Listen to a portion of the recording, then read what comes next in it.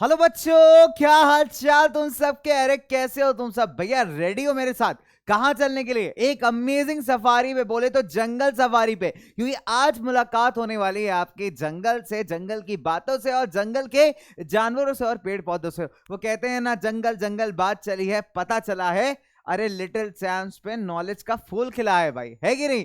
चलिए, क्या बात है बच्चा वाड़ी, आ जाओ जल्दी से आप अपने प्यारे प्लेटफॉर्म यानी पीडब्ल्यू पे। और भाई मैं हूं आपका आज सफारी कराने वाला, आपका क्यूरेटर, आपका साथी, आपका फ्रेंड, आपका दोस्त यानी कुणाल। नाम तो सुना ही होगा, अरे नहीं सुना तो मैं खुद से ही बता देता हूं भाई। ठीक है, चलो तो सारे के सारे एवेंजर्स, सारे के सारे अमेजिंग बच्चे आ जाओ यार। कहां पे आप मेरे साथ आओगे, कहां पे बच्चों? कमेंट सेक्शन में। तो जल्दी से कमेंट सेक्शन में आ जाइए। हम लोग करते हैं कुछ मजेदार, कुछ धमाकेदार, कुछ जोरदार, कुछ असरदार, यानी कि चैप्टर का नाम है भैया natural vegetation and wild life. जब ये सवाल, मतलब जब ये वर्ड लगता है ना आपके मतलब किसी भी चीज के आगे, दैट इज नेचुरल। नेचुरल का मतलब क्या होता है यार? अपने आप जब कोई चीज होती है, प्राकृतिक चीज होती है। ठीक है, अब फॉर एग्जाम्पल अगर आप देखो कि आपके जो मतलब आसपास के पेड़ पौधे हैं, बहुत सारे ऐसे पेड़ पौधे होते हैं जो नेचुरली ग्रो करते हैं, प्राकृतिक रूप से ग्रो करते हैं। उन पे ऊपर कोई पानी नहीं डालता, कोई खाद नहीं डालता, कोई अंकल जी जाकर के उनको देखते नहीं है भाई, है कि नहीं? लेकिन भैया ऊपर से जब टिप टिप बरसा पानी हो जाता है और जो मिट्टी अवेलेबल होती है, उसमें पेड़ पौधे बहुत अच्छे तरीके से ग्रो करते हैं। भाई जंगल को कोई उगाता थोड़ी है, जंगल को कोई उगाता नहीं है, बट जंगल क्या होता है बेटा, अपने आप ग्रो करते हैं। तो कहीं ना कहीं जब हम बात कर रहे हैं इन सारी चीजों की, राइट, तो जब भी हम इस शब्द की बात करते हैं, दिस नेचुरल। सो नेचुरल से हमारा क्या मीनिंग होता है बेटा? सिंपल सी चीज, कोई भी ऐसी चीज जो प्राकृतिक है, जिसको आपने नहीं बनाया है, ह्यूमन इंटरवेंशन उसमें नहीं है, और अपने आप जो है वो चीज क्या हुई है बच्चे, बॉर्न हुई है, अपने आप वो चीज पैदा हुई है, या फिर अपने आप वो चीज बनी है। आप इस तरीके से समझ सकते हैं, that is called as natural. ठीक है, जब हम बात करते हैं वेजिटेशन की, तो वेजिटेशन से हमारा मतलब है सारा का सारा पेड़ पौधा। ठीक है, लेकिन खासकर एक बात आपको ध्यान रखनी है, जब आप नेचुरल वेजिटेशन कह रहे हैं, जब आपने वेजिटेशन के आगे नेचुरल लगा दिया, तब आप ऐसे पेड़ों को, ऐसे पौधों को काउंट नहीं करेंगे जिनको खेती बाड़ी में किसान भाई लगा रहा है। ठीक है, क्योंकि वहां पे ह्यूमन इंटरवेंशन इन्वॉल्व है, वो नेचुरल नहीं है। वहां पे किसान उस पर्टिकुलर अनाज की या क्रॉप की, फसल की जो है बच्चे, सीड्स लेके आया है, बीज लेके आया है, और फिर उस बीज को उसने क्या किया है, वहां पे डाला है किसके अंदर, मिट्टी के अंदर। फिर उसमें पानी डाला है, उसमें खाद डाला है, मैन्योर डाला है, हो सकता है फर्टिलाइजर डाला हो। तो उस प्लांट की ग्रोथ के पीछे हमारा ह्यूमन इंटरवेंशन है। ठीक है, तो वहां पे वो चीज नेचुरल नहीं हुई। तो जब हम नेचुरल वेजिटेशन की बात करते हैं, तो एक चीज ध्यान में रखनी है कि हम कभी भी जो क्रॉप वाले प्लांट्स है ना बेटा, उसको इंक्लूड नहीं कर रहे। ठीक है, तो ये छोटी सी चीजें आपको ध्यान में रखनी है। और वाइल्ड लाइफ क्या है? वाइल्ड लाइफ एक ऐसा जीवन है जो कि जंगल में पनपता है। कहने का मतलब बहुत सिंपल है कि जंगल में बहुत सारे जानवर हैं, बहुत सारी बर्ड्स हैं, बहुत सारे कीड़े मकोड़े हैं। तो ये सारे के सारा बनाते हैं पार्ट आपका ऑफ द वाइल्ड लाइफ। तो जब मैं बोलूं कि भैया वाइल्ड लाइफ, यहाँ पे एक एल थोड़ा सा मिसिंग हो गया है बच्चे, जैसे एल को हम थोड़ा सा ऐड कर लेते हैं। ठीक है, तो ये हो गया भैया टाइपो टाइपो एरर। चलिए, तो इस एल को थोड़ा सा ऐड कर लिया जाए ताकि आपको भी टेंशन ना हो। ठीक है, सो लेट्स ऐड दिस। तो दिस इज वाइल्ड लाइफ। ठीक है, चलिए, तो छोटे छोटे देशों में बड़ी बड़ी बातें हो जाती है। आगे बात करते हैं, चलिए लेट्स मूव फर्दर। चलो, तो आज हम बच्चे क्या पढ़ेंगे? आज हम पढ़ेंगे नेचुरल वेजिटेशन के बारे में, क्लासिफिकेशन कैसे करते हैं, ट्रॉपिकल फॉरेस्ट में कौन कौन से टाइप के फॉरेस्ट होते हैं, और टेम्परेट फॉरेस्ट में कौन कौन से टाइप के फॉरेस्ट होते हैं। ठीक है, तो ये सारी की सारी बातें बच्चों हम लोग करने वाले हैं कहां पे, हमारी आज की इस छोटी सी प्यारी सी नन्ही सी मुन्नी सी क्लास में। ठीक है बच्चा वाड़ी, चलो तो जल्दी से आ जाओ, फटाफट से आ जाओ, स्टार्ट करते हैं भाई हमारा आज का topic, that is natural vegetation. तो मेरे साथ आपको एक जिराफ भैया दिखाई दे रहे होंगे, इन्होंने अपना नाम रखा है डीजे जीरू। ठीक है, तो इनका नाम है डीजे जीरो, और डीजे जीरो बड़ा बढ़िया डीजे प्ले करते हैं। आजकल इनकी कुछ पार्टी शार्टी चल रही, तो उसी प्रिपरेशन के लिए लोग अपना एकदम मस्त म्यूजिक बनाने के लिए, एकदम आइडियाज लेने के लिए, देख रहे हो किस तरीके से एकदम जंगल में घूम रहे हैं। तो इनका नाम है डीजे जीरो, है ना? तो ये फॉरेस्ट के सबसे फेवरेट वाले, सबसे फेमस वाले डीजे हैं। खतरनाक शोज होते हैं, मैं खुद होकर के आया उनके कल एक शो में। ठीक है, चलिए अब अगर हम आगे बात करें बच्चों, जो ग्रोथ ऑफ वेजिटेशन है, ये किस चीज पर डिपेंड करता है? टेम्परेचर के ऊपर डिपेंड करता है, मॉइस्चर के ऊपर डिपेंड करता है। देखिए, मॉइस्चर से मेरा मतलब बहुत सिंपल है, यहाँ पे प्रेसिपिटेशन है। ठीक है, यानी कितनी रेनफॉल हो रही है, किस प्रकार का टेम्परेचर है, किस प्रकार का रीजन है, मिट्टी कैसी है, ये बहुत सारे फैक्टर्स हैं जो किसी भी एरिया के नेचुरल वेजिटेशन को डिफाइन करते हैं। ठीक है, चलिए, फैक्टर्स affecting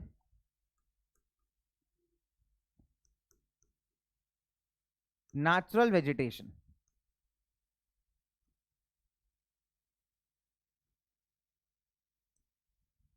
ठीक है, फैक्टर्स अफेक्टिंग नेचुरल वेजिटेशन, कौन कौन से फैक्टर्स हैं देखते हैं एक बार।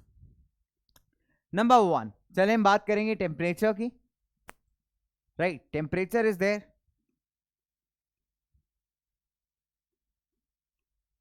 मॉइस्चर है हमारे पास, टेम्परेचर है, मॉइस्चर है, ठीक है, slope and thickness of soil,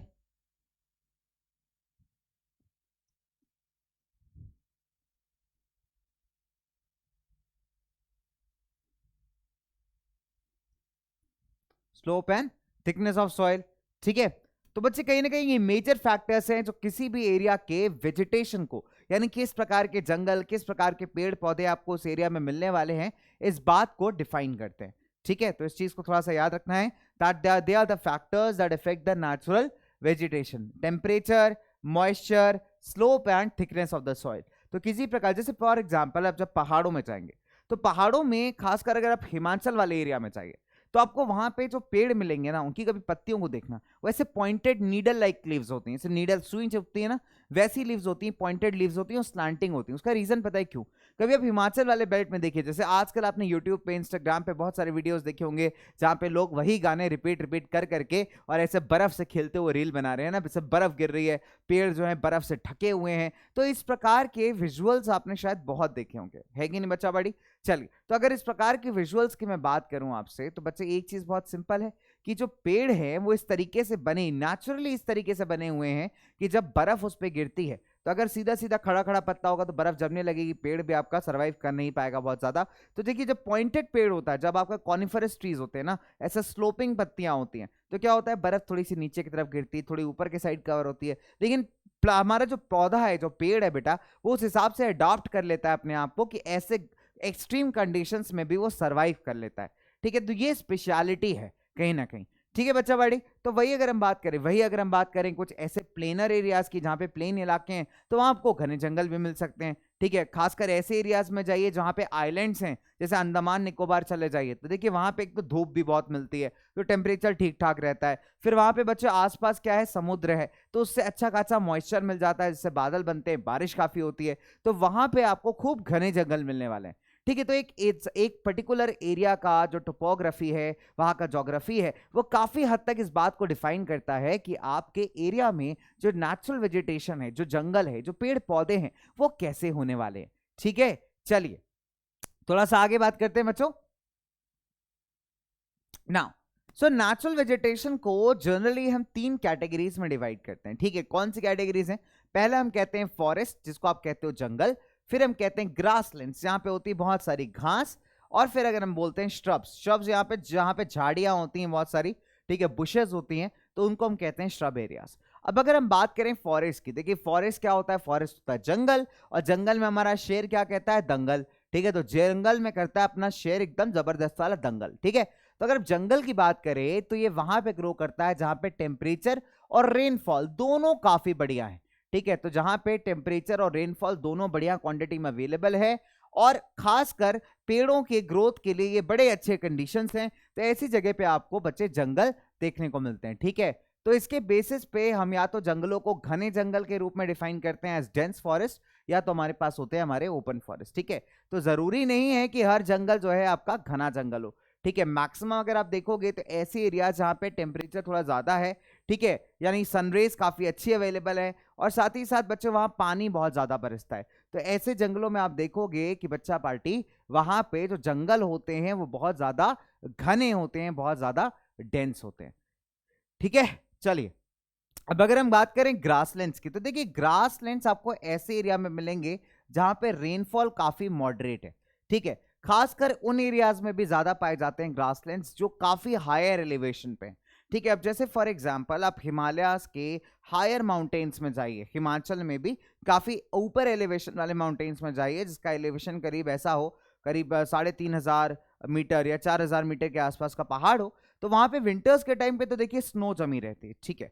Kashmir की वैलीज में जाइए, कश्मीर वैलीज जाइए, हायर एलिवेशन पे है, ठीक है। तो विंटर्स के समय तो अभी वहां बहुत स्नो होती है, राइट। लेकिन जब स्नो छट जाती है, जब समर के टाइम पे वहां पे स्नो मेल्ट होती है, तो बड़े खूबसूरत से ग्रासलैंड्स, हरी हरी घास के मैदान आपको मिलते हैं, राइट। अब देखिए, घास के मैदान वेरी कर सकते हैं अलग अलग जगह पे, माउंटेनियस रीजन में मिलते हैं, प्लस अफ्रीका में बहुत सारे ऐसे एरियाज हैं जहां बड़ी बड़ी घासेस मिलती हैं, सवाना वगैरह में उनकी जो घास का जो आप साइज है ना बच्चे, देख के हैरान हो जाओगे, मतलब इतनी बड़ी घासेस होती हैं, ठीक है। तो हर एक का अपना एक जोग्राफिकल कंडीशन है। तो खासकर ग्रासलैंड्स ऐसे एरिया में आपको देखने को मिलते हैं जहां पे बारिश काफी कम मात्रा में होती है, काफी कम क्वांटिटी में होती है, ठीक है।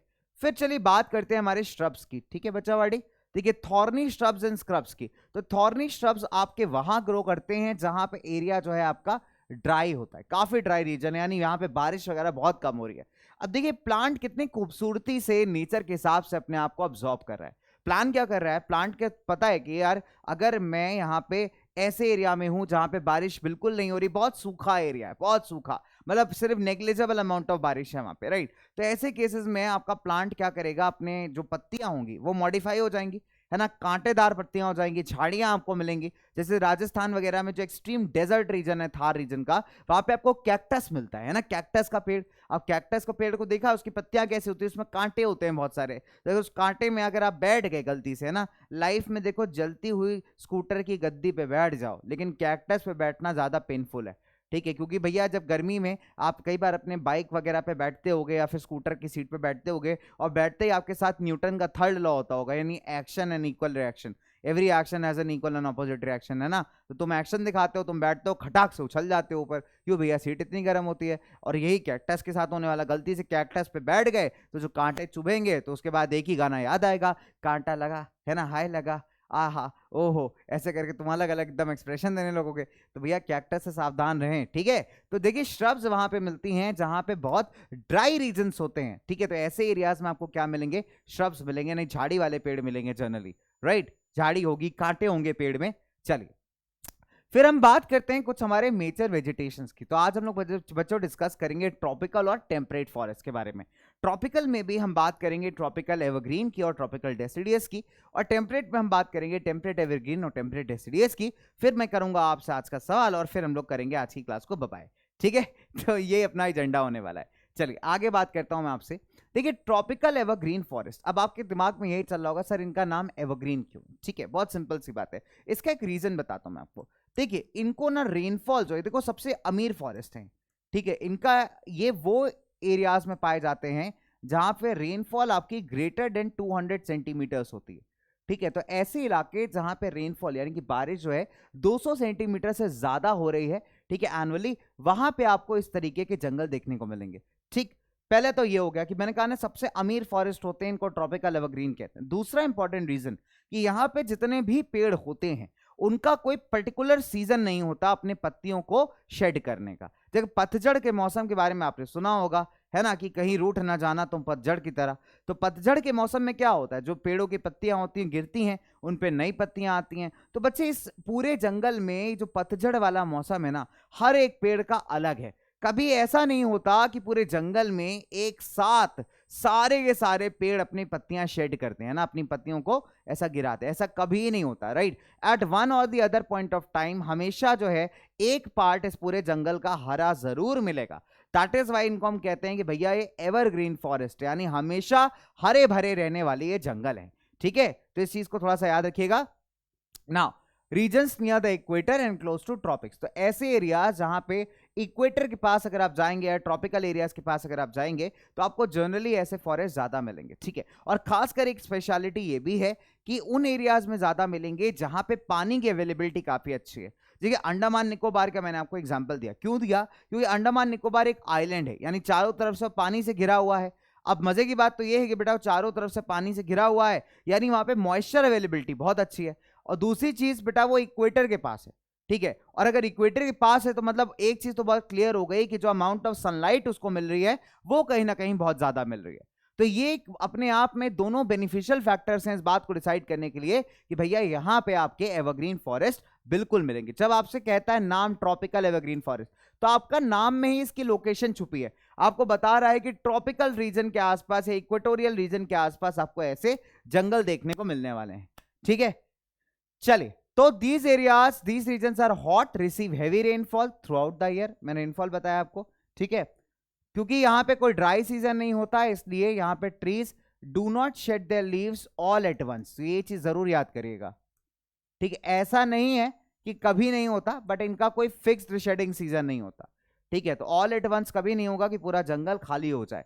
तो दिस इज द रीजन, इसको वैसे हम इसको एवरग्रीन फॉरेस्ट भी कहते हैं। फिर अगर मैं बात करूं बच्चों, जो ये आपके फॉरेस्ट है ना, ये बहुत घने हैं, ठीक है। अब यहाँ पे कैसे होता है फॉरेस्ट का स्ट्रक्चर देखिएगा। ये आपका सबसे छोटा प्लांट है, ठीक है। फिर यही पास से ग्रो करता हुआ इसके ऊपर थोड़ा और बड़ा प्लांट आएगा। फिर यही पास से ग्रो करता हुआ थोड़ा और बड़ा प्लांट आएगा। फिर यहां से पास से ग्रो करता हुआ थोड़ा और बड़ा प्लांट आएगा। फिर यहां और बड़ा प्लांट आएगा। और ये बड़े प्लांट्स क्या करेंगे, एक कवर बना लेंगे। क्या बना लेंगे बच्चे, एक कवर बना लेंगे, ठीक है। So they form plants form canopy. Canopies का मतलब क्या होता है बेटा, कवर फॉर्म कर लेते हैं, ठीक है। ट्रीज कैन रीच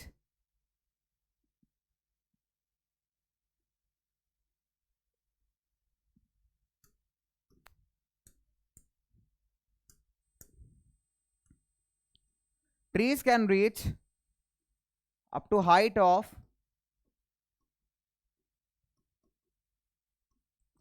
60 मीटर्स, ठीक है। तो अगर आप देखेंगे तो बेटा पेड़ यहाँ पे 60 मीटर तक की हाइट को अटेन कर पाते हैं। तो जो आपके बड़े पेड़ होते हैं ना, ऐसा लगता है कि उन्होंने ऊपर से कवरिंग बना ली है, जिसके चलते जो सूरज की रोशनी, जो सनलाइट है, वो नीचे वाले पेड़ों तक कभी पहुंच नहीं पाती, ठीक है। और नीचे आपको बहुत नमी मिलने वाली, बहुत मॉइस्चर मिलने वाला है, ठीक है। तो ऐसे एरियाज में जो वाइल्ड लाइफ है, जो प्लांट लाइफ है, वो काफी अच्छी तरीके से ग्रो करती है, राइट। फिर जैसे अगर हम देखें, कुछ बढ़िया आपको पेड़ मिलेंगे, जैसे रोजवुड हो गया, एबनी का पेड़ हो गया, महोगनी का पेड़ हो गया। ये कुछ कॉमन पेड़ हैं जो आपको ट्रॉपिकल एवरग्रीन फॉरेस्ट में देखने को मिल जाते हैं, ठीक है बच्चों आड़ी। चलिए अब आगे अगर हम बात करें यहां पे,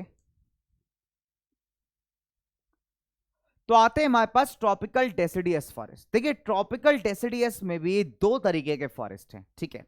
एक वो फॉरेस्ट है जो बहुत अमीर है, मैंने कहा ना अमीरी यहां किस बात से डिफाइन होगी, कि किसके पास कितना पानी है, ठीक है। तो जो फॉरेस्ट अमीर है, जहां पे 100 से 200 सेंटीमीटर ऑफ रेनफॉल जिन फॉरेस्ट को मिल जाती है, जिन डेसिडियस फॉरेस्ट को मिल जाती है, वो कहलाते हैं आपके मॉइस्ट डेसिडियस, ठीक है। क्या कहलाते हैं वो आपके मॉइस्ट डेसिडियस। और जिनको थोड़ी कम बारिश रिसीव होती है, यानी मान के चलिए 70 से 100 सेंटीमीटर्स ऑफ रेनफॉल जिन जंगलों को रिसीव होती है, वो कहलाते हैं आपके ड्राई डेसिडियस। क्या कहलाते हैं बेटा, आपके ड्राई डेसिडियस। तो इसमें डेसिडियस में भी दो डिवीजन है।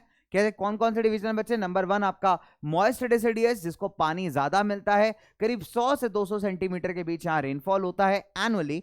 फिर अगर हम बात करें बच्चे, ठीक है, 100 से 200 सेंटीमीटर रेनफॉल ये लोग मतलब कहीं ना कहीं ये लोग रिसीव करते हैं ऑन अ रफली बेसिस, तो वो आपके कहलाते हैं मॉइस्ट डेसिडियस। और जो आपके 70 से 100 सेंटीमीटर का रेनफॉल रिसीव करते हैं बच्चे, वो कहलाते हैं आपके ड्राई डेसिडियस, ठीक है।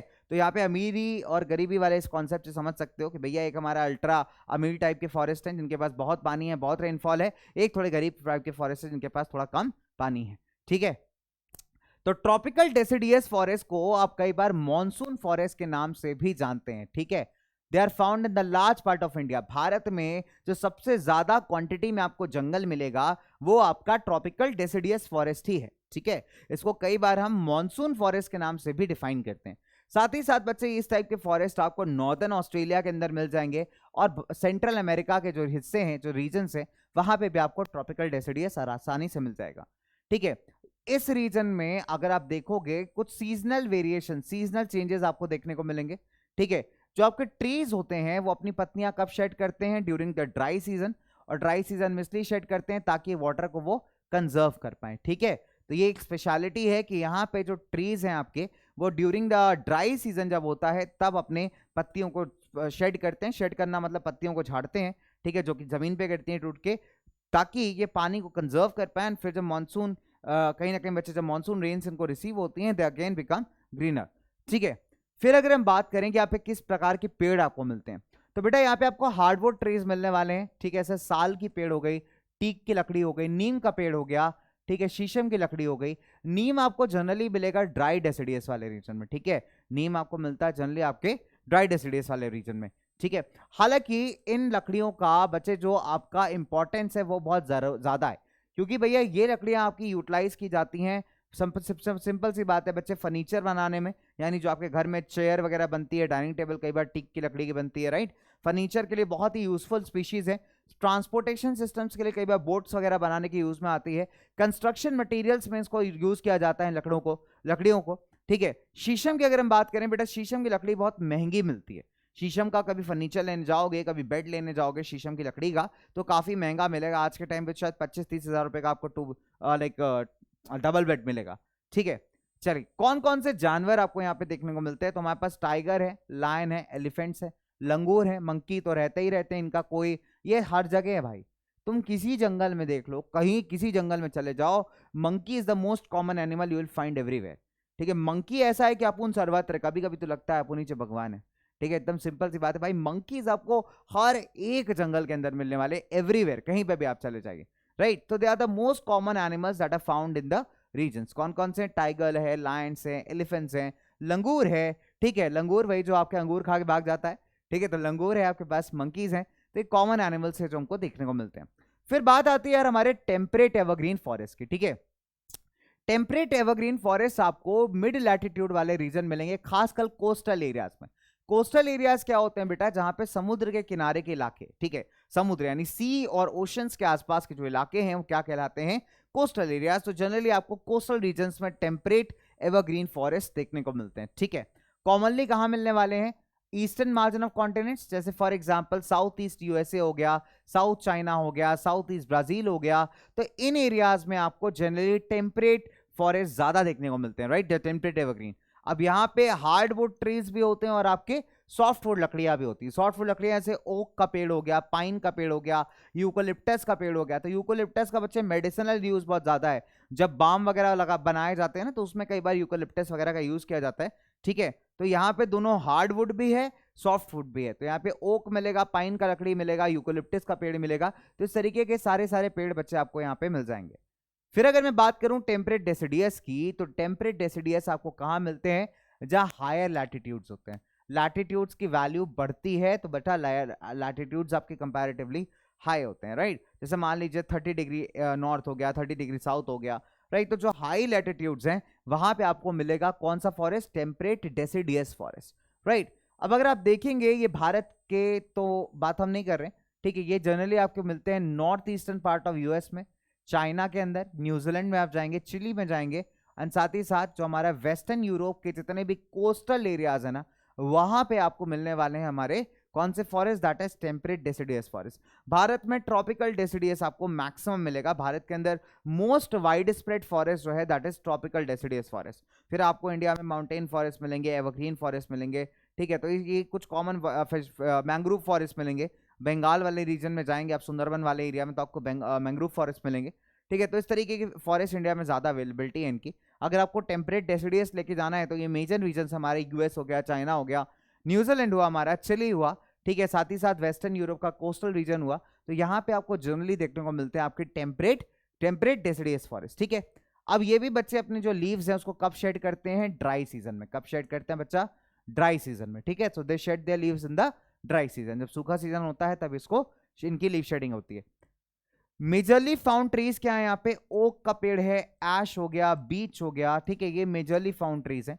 कौन कौन से जानवर मिलते हैं यहाँ पे? डियर यानी हिरन, फॉक्स यानी लोमड़ी, वुल्फ यानी भेड़िया, ठीक है। तो ये कॉमन एनिमल्स हैं जो आपको यहाँ पे इन एरियाज में देखने को मिलेंगे, ठीक है। फिर आपको कुछ बर्ड्स में मिलेंगी, जैसे फिजेंट्स होती है, मोनाल होती है। तो ये कुछ इंपॉर्टेंट आप कह सकते हैं बच्चे आपकी बर्ड्स हैं, पक्षी हैं जो आपको देखने को मिलते हैं। कौन कौन से भाई? फिजेंट्स हो गई, मोनाल्स हो गई। So they are some of the important birds that you can find in these kinds of forest, ठीक है बच्चों। चलिए, तो ये तो हो गई आज हमारे टेम्परेट और ट्रॉपिकल की बातें। अब बात आती है आपसे एक जबरदस्त, आपसे एक धमाकेदार, आपसे एक ताबड़तोड़ वाले सवाल की, ठीक है। चलिए, तो आज मैं आपसे दो ही चीजें पूछने वाला, एक ही सवाल पूछूंगा आपसे, और वो सवाल बहुत सिंपल है। तो पहली बात तो हमने क्या सीखा आज हमने क्या सीखा कि नेचुरल वेजिटेशन क्या होती है, हम उसको क्लासिफाई कैसे करते हैं। फिर हमने क्या सीखा बच्चों कि कितने टाइप के फॉरेस्ट हैं, ठीक है। हमने सीखा ट्रॉपिकल फॉरेस्ट के बारे में, ट्रॉपिकल एवरग्रीन और ट्रॉपिकल डेसिडियस। फिर हमने बात की टेम्परेट फॉरेस्ट की, temperate evergreen and temperate deciduous, ठीक है। तो आज का सवाल भी आपके इसी के इर्द गिर्द घूमता है। तो बहुत सिंपल सा सवाल है, देखिए क्या करना है आपको। चलिए, कंपेयर एंड कॉन्ट्रास्ट तो आपके लिए बहुत भारी भाषा हो जाएगी, तो आपके भाषा को सिंपल करते हैं। आपकी भाषा को नॉर्मलाइज करते हैं, ठीक है, लैंग्वेज को बहुत सिंपल करते हैं आपके लिए। एंड यहाँ पे लिखते हैं differentiate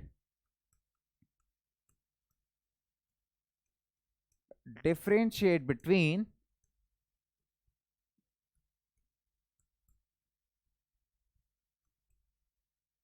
tropical deciduous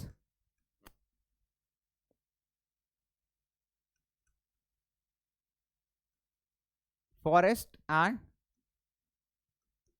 temperate deciduous forest.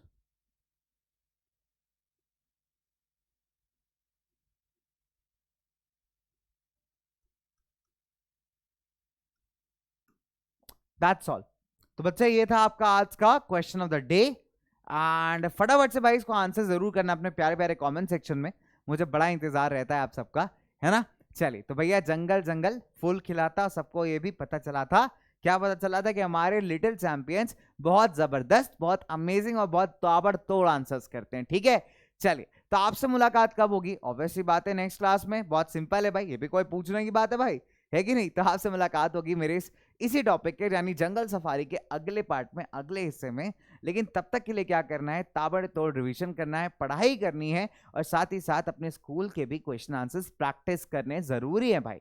क्योंकि बच्चे देखो सिंपल सा लॉजिक है कि आपने कॉन्सेप्ट समझा, अब कॉन्सेप्ट को अब आप समझ करके आंसर कर सकते हो, राइट। और खासकर जब तक आप अभी 7th 8th क्लासेस में हैं, आपके स्कूल के नोट्स भी बहुत इंपॉर्टेंट है। नोट्स तो नहीं बनते आपके यहाँ भी क्वेश्चन आंसर्स बनते हैं, तो मैम जो क्वेश्चन आंसर लिखा रही हैं, आपके मैम लोग भी रिवीजन करा रहे होंगे स्कूल में, तो उस रिवीजन को भी ना थोड़ा सीरियस लीजिए। देखिए मैं आपको बताऊं, एक सीक्रेट बताता हूं हमारे इंडियन स्कूलिंग का। हमारे इंडियन स्कूलिंग का एक सीक्रेट है, पता है आपको क्या सीक्रेट है? सीक्रेट ये है कि जब आपके फाइनल टर्म के क्वेश्चन आंसर्स बनते हैं ना, क्वेश्चन पेपर बनते हैं आपके, तो आपके भी जो टीचर्स होते हैं ना, वो यही चाहते हैं कि यार आपके अच्छे नंबर आए, आप अच्छा स्कोर करें।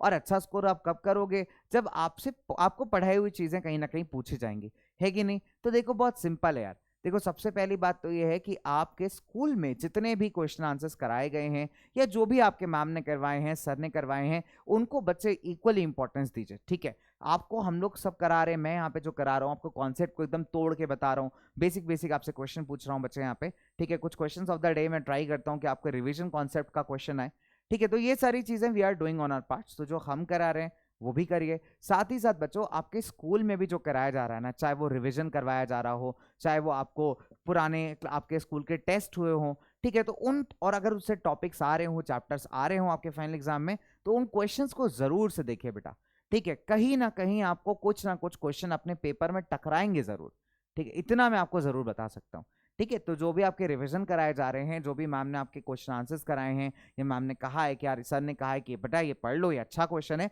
तो उसको भी इक्वल इंपॉर्टेंस दीजिए, ठीक है, जरूरी है। आप देंगे तो आप खुद देखेंगे कि बेटा जब फाइनल एग्जाम का पेपर आएगा तो आपको ऐसा लगेगा अरे वाह सर ये तो पढ़ा पढ़ा सा लग रहा है ना। और रोज थोड़ा थोड़ा पढ़िए, सेल्फ स्टडी करिए, होमवर्क करिए, अच्छी बात है, बहुत अच्छी बात है, ठीक है। हम जितना भी आप जहां से पढ़ रहे हो पढ़िए, बहुत अच्छी बात है, लेकिन थोड़ा सा सेल्फ स्टडी का हैबिट डालिए, एटलीस्ट 1-2 घंटे ना खुद से भी पढ़िए, ठीक है। आपने क्या पढ़ा, आज एक सब्जेक्ट पढ़ा, आज 2 सब्जेक्ट पढ़े, अब उन 2 सब्जेक्ट को कुछ नया स्टार्ट करने से पहले कल पहले रिवाइज करो, क्विक रिवाइज करो। इससे क्या होगा ना, आप भूलोगे नहीं, है ना। तो आप भूलोगे नहीं तो आपके पास बढ़िया, आप अच्छे से याद करके चल पाओगे, बढ़िया से रिमेंबर कर पाओगे, तो आपको मजा भी आएगा, है ना। फिर मम्मी आपको बढ़िया बढ़िया चॉकलेट देगी, है ना।